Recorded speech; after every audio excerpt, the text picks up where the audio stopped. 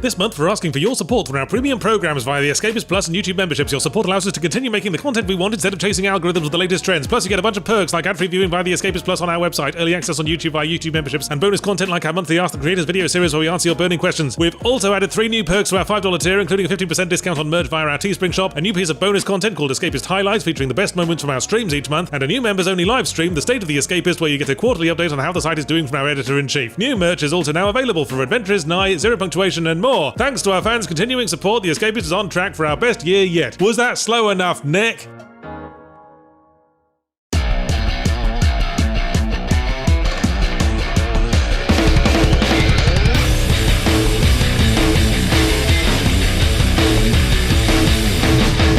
Since it no doubt won't be long before the government has to start rationing breathable air, and Fox News calls us all socialist cucks for wanting more than 3 sucks a day, it's obvious why there's a growing niche for cozy life simulator games in your Stardew Valley sort of mold that let us live out unrealistic fantasies of being able to earn a living, own property, and make new friends as an adult. The Good Life is a take on that genre from our old pal Swery, the quirky Japanese auto-developer behind Deadly Premonition, J.J. Macfield and The Last Crusade, et al. If you want my quick estimation of Swery, if, say, Hideo Kojima was a bag of cheesy Wotsits, Swery would be a knockoff corner shop own brand corn snack that sells for about 10p a bag, tastes like packing material, and clings to your teeth with the resilience of Jean Valjean. But he is an auteur, and worth celebrating for that, even if he's never let himself be held back by little things like lack of game design competence or original ideas. You can always tell from Swery's new games what TV shows he's been binging lately. With Deadly Premonition 1 and 2, it was Twin Peaks and True Detective, respectively. With D4, I think he just took a fistful of mushrooms and stared at untuned static for an hour. And now with The Good Life, he seems to have gotten into Midsummer Murders or something. It's set in a sleepy little English village in the countryside with the usual Swery flavour to it. Looks the part convincingly enough until you get too close and notice all the characters are kooky weirdos who talk too much, and all the shop names look like they've been mangled by Google Translate. The open world reminds me a lot of the open world aspect of Deadly Premonition, but with a cartoony, exaggerated art style, which is a positive step because the realistic look combined with being animated on the cheap always made Deadly Premonition look like watching Captain Scarlet while you were home from school with a life-threateningly high fever. But while the basic trappings of a genteel rural life sim are all here, day-night cycle, planting crops, cooking recipes, house upgrades, a selection of local hotties, whom you might aspire to seduce into sharing your idyllic life of waking up at 5 to ram your fist up a cow's arse, this is all illusion. It's mostly a story-based game, and an all-over-the-place story at that. We're still wondering where the hell it's even going when we unlock the gameplay ability to transform into a cat and a dog, which is never adequately explained or considered worth worrying about by most of the characters. Then, because it wouldn't be a Swery game without the tone lurchingly shifting about like a circus seal driving a school bus, a major character shows up bloodily murdered, and again most of the characters don't consider this worth worrying much about. Indeed, the murder mystery is acknowledged only tokenly as the circus seal oversteers back and forth between government conspiracies, aliens, Arthurian legend, and a large man who shows up after every chapter to scream at you about lobsters. But again, like Deadly Premonition, all of the nonsense is held together by an engaging protagonist. Naomi Hayward is an obnoxious New York photographer who has recently come to small-town England to pay off a massive personal debt and openly hates it and everyone in it at first glance. But her constant status as the butt of all the world's jokes while routinely bouncing back like a hedgehog in a squash court lent her an endearing quality as she complainingly rides from one fetch quest to the next on the back of a speeding sheep. Yes, your primary fast traversal method is riding a sheep, because fuel prices in modern Britain have long eclipsed the cost of thwacking some fluffy testicles with a stick. It's a fun idea and a funny image. It's fun being inside your head, Swery, but every time I'm in here I wonder why the wallpaper's so badly hung and why there's no furniture besides a TV and a piss bucket. How to put this gently?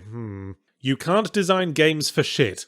Too harsh? You have the game design instincts of a circus seal who has recently been in a horrific traffic accident. What is even supposed to be the core gameplay loop of The Good Life? Taking photographs is pretty centralised, and there's a mechanic where uploading pictures of trending things earns you money, but you'd make money faster from sucking on the return slot of the vending machine outside Ebenezer Scrooge's house. And I'm not even sure money is supposed to be our motive. The most elaborate thing you can buy is a house upgrade, and it doesn't even cost much. Oh, come on, Swery, I was with you on the dog and cat transformations and crashed UFOs, but affordable home renovation in today's market, now you're just taking the piss. So money can't buy much, but there are a lot of things you can craft. Trouble is, every crafting recipe calls for an esoteric blend of rare items from all over a field because Swery's open worlds are always too bloody big and empty, so everything's spread out like a line dancing class for sperm whales in social distancing season. Oh, this jacket recipe needs 2 aluminium chunks, does it? And each chunk can only be crafted from 50 aluminium cans that are only found randomly in rubbish bins, and there aren't even 50 rubbish bins in the game, so I guess we just have to wait for everyone to plough through another 6-pack. You know what? My default plain white blouse suddenly feels a lot more fetching, thanks anyway. But this is just the start of the fundamental design fuck fuck-ups. Time me, I'm going for the nitpick speed record. The interface is confusing, the vital hunger meter is barely noticeable, and there's a percentage under Naomi's face whose purpose I never figured out. Sometimes it went up when I slept or ate, sometimes it didn't, so who fucking knows. The map is crisscrossed with fences and walls that your sheep can't jump over, but you can just get off, turn into a cat, jump over it, turn back, summon your sheep again, and press on, and somehow just giving the sheep a jump button never occurred to anyone. Oh, and some of the walls are too high to jump, but your map will be buggered before it tells you which. Stamina doesn't drain in midair, so your cat can sprint infinitely while bunny hopping. Combat as a dog is as deep as a gnat's twat. You just dodge the enemy attack by moving slightly to the right and then bite them in the bum. I took down a bear this way, and it didn't hit me even once, because whenever it attacked, it just lunged straight over my tiny impish hitbox. Some quests need to be tracked to progress in them, some don't. Some of them mark the location of relevant NPCs, some don't. And good luck finding any of these wandering fuckers without a police stakeout unit. Oh, and there's a fucking limited inventory, but the limit's so big you won't know until fairly late in the game when you're blocked from picking up yet another piece of random bullshit that you don't even know if you fucking need. Give us a low limit that we hit early in the game, and then flog us a back upgrade, Swery. This is all basic fucking stuff. And so